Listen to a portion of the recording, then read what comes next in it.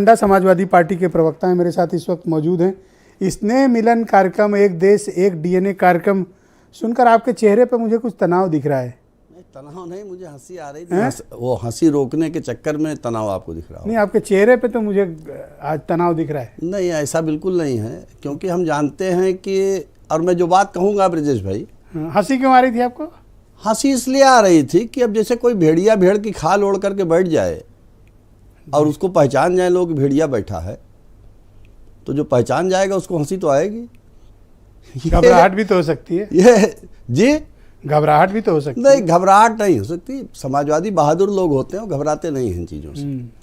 देखिए, मैं जो भी बात कहूँगा ये इस प्रकाश में कहूँगा कि भारतीय जनता पार्टी जिस राष्ट्रीय स्वयंसेवक संघ की वैचारिक राजनीतिक संतान है, वो जो चिंतन राष्ट्रीय स्वयंसेवक संघ था उसी चिंतन के आधार पर चलती है। और ये जो स्नेह मिलन या ऐसे कार्यक्रम की बात हुई, या तो ये निहायत सतही सोच है, जैसा कि अभी आपने आज ऐसा काम कर दिया कि पहले ही ओवर में आपने ओपनर बल्लेबाज को ही चला गया। नहीं, उन्होंने स्वयं कहा हाँ, कि मैं नहीं, जा वो सकता खुद हूं। कहा। मैं नहीं कह रहा हूँ कोई जबरदस्ती किसी को गुगली जाना चाहे जा सकता है। गुगली आपकी घूम गई ज्यादा और उससे वो किसी को मिन्नत करके थोड़ी बुलाए हैं। मेहमान है, आप आए, अपनी बात कहिए। ठीक बात है। तो मेरा ये कहना है कि राष्ट्रीय स्वयंसेवक संघ की विचारधारा, आज मैं आपके कार्यक्रम में आने के पूर्व श्री माधवराव सदाशिवराव गोलवलकर की पुस्तक बंच ऑफ थॉट्स के कुछ पन्ने पढ़ रहा था।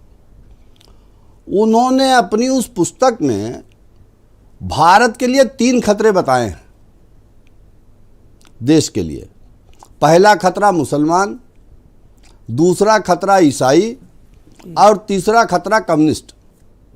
तो या तो भारतीय जनता पार्टी इस बात को स्वीकार करे कि सावरकर से लेकर के गोलवलकर तक जो जिन चिंतकों के चिंतन के आधार पर राष्ट्रीय स्वयंसेवक संघ बना है, जिसने अपनी नीतियां निर्धारित की हैं, एक ही जगह पैदा हुए हैं, सबका डीएनए एक है। नहीं, डीएनए भी स्नेह मिलन ये जुमलेबाजी है। मतलब डीएनए जैसी गंभीर चीज, जैसे ही मैं डिबेट आगे बढ़ा रहा हूं, वकार साहब की तरफ आ रहा हूं। नहीं, मैं बता रहा हूं आपको, चेहरे का रंग बदल रहा है। ब्रजेश भाई, अगर डीएनए की सही बात हो जाएगी और डीएनए की जांच होने लगेगी तो इस देश में ऐसी उथल पुथल मच जाएगी कि एक अलग तरीके का भूचाल आ जाएगा।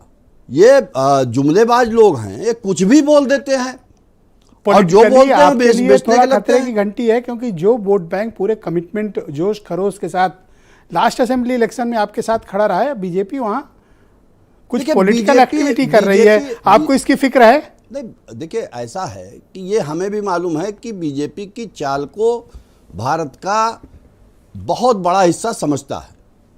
कुछ मजबूरन, कुछ मसलतन कातिल को मसीहा कहते हैं जी। हम दौरे जमाना देखे हैं, वक्त पे नजरें रखते हैं। बहुत शुक्रिया आपका। मैं प्रियंका गुप्ता को एक बात और मुझे कंप्लीट करें, 10 सेकंड 10 सेकंड। मेरा यह कहना है कि भारतीय जनता पार्टी की मूल विचारधारा घृणा पैदा करके समाज को बांट करके अपना फायदा उठाने की। और अभी शुरुआती दौर में ही जैसा आपने देखा, भाजपा के जो प्रवक्ता महोदय थे जिन्होंने बोला, मैं फिर कह रहा हूं कि भारत का निर्वाचन आयोग जातिगत राजनीतिक सम्मेलनों को प्रतिबंधित करता है। तो मैं देखा कि उसको नियम है। उन्होंने खुद अपनी तरफ से इस बात को स्पष्ट किया कि हम बांट करके हम मैं प्रियंका गुप्ता और ये सब दलों पर